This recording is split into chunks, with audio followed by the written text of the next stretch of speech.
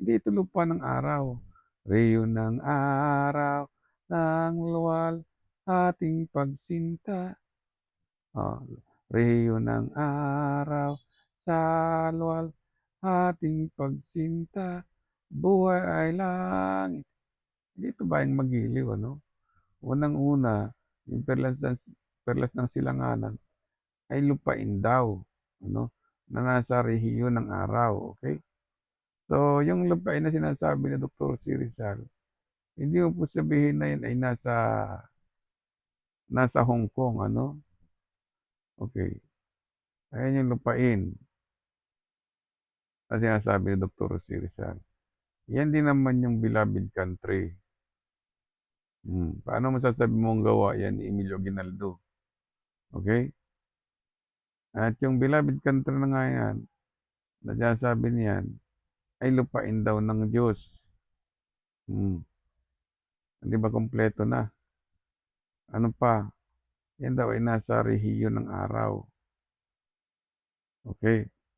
Kailangan daw makita na yung lupain na yan, na sinasabi ni Dr. C. Rizal, ay makita sa kalangitan.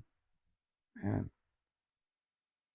I die under your sky. To die, to give you life. To die under your sky. Oh, saan ba yung sky? Daron. Kaya siya sabing, bughaw, ano? Sa langit mong bughaw. O, di ba bughaw yung langit? So, ang gusto makita, Dr. Rizal, yung home and country mo. At yung home and country mo, ayun yung sinasabing lost Eden. Ay, ibig sabihin, hindi yan lost wife ni Domingo Lamco, sa Calamba o sa Cavite. Hindi yan bayan na nawawala sa Cavite.